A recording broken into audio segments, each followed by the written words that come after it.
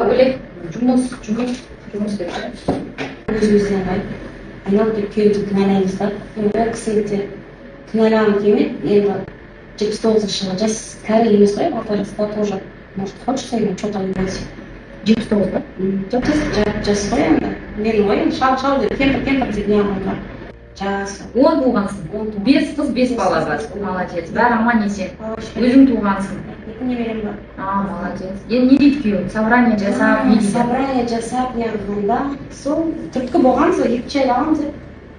Екінші әйел аламын дейді ма? Может, бар шығар әйел? Білмедім, жоғын білмедім. Сол бір түрткі болды. Оны айтып жүргені 6-7 жыл болды негізі. Әйел аламын деп ба? 7 жылдан бері айтып жүрді. Мен онша мән бермедім. Осы 10 баласы бар, еще тағы да жас әйел алғысы келген. Финансовый жағдайың операцияға келмейді, иә? Төлей алмаймын. Жағдай. Скидка сұрап жатырсың, да? Мен сені дұрыс түсініктірмін, иә. Сол мәселесінен көмек сұрап келіп отырған жайым бар. Ол не дейді? Көрген екен. Осы жақында болған әңгіме осы мен больницаға түсіп қалдым. Мен көрдім ма тиктокта? Жоқ. Өзі сондай бір мамасқан кісі ғой енді. Тиктоктан келіншектерді көреді, күйеуге тием деген шығар. И соны маған жібереді ол ше. Сөйтеді да айтады, мен әйел алайын деп жатырмын, сен рассың ба деп. И мен үйреніп қалған екен, мен оны легко қабылдадым да. 6-7 жылдан бері айтып жүрген екен. Әшейін шығар деп та енді. Ладно дедім. Сен серьезно қабылда деді ма? Болды қабылдаймын дедім. Сөйттім да балдарға звондап, екі ұлыма звондап, мен қызыма звондадым, солай деп. Қыздармен сөйлестік. Мен больницаға түсіп қалдым.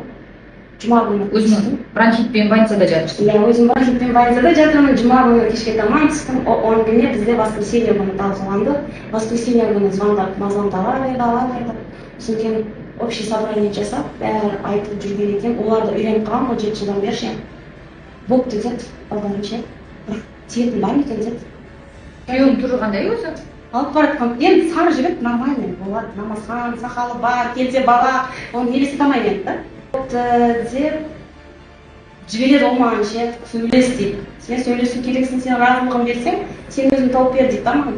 А оның жібергендері не сақтадайды, білмейсің ғой қандай емес. Бір жағынан ойландым, мен сынаватырмын екен, қандай қалады екен, ревность болады, андай-мындай, истерика. Жоқ, мен свободный алғанмын. Содан кейін басқа бір дайын біреу бар болса, мейлі екен, еще тауып бер деп бар ғой, бар болғаннан кейін олар әңгіме бекер шықпайды да. Өйткені жолдастары бар, бәрі уже андай бар, мындай бар, айтып қойсай деген сияқты. Содан кейін келісім бәрін беріп отырдым ғой менше. И ойландым да, почему? Ол да бар нәрсе менде жоқ па не сонда? Я тоже женщина. Мен де қыздай бардым оған. Төсектен бүйтіп жұрттың қыздары ұқсап жатып қойып тимеген ба? Қыздай алып қашып, мысалы менде бердім ғой өзім жастық шағымды, жасым 42, құдағи деген атым бар. Обидно да мысалы да. Бір жағынан өзіме де сол керек шығар. Дедім ше, өзімізге қарамағандықтан ақша жоқ, анау жетіспейді.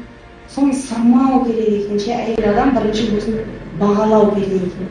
Мен соны кеше түсіндім. Сіздердің неңіз инстаграмға кіріп, осыған үңіліп, неғылғаннан кейін әйел өзінің жоғарғы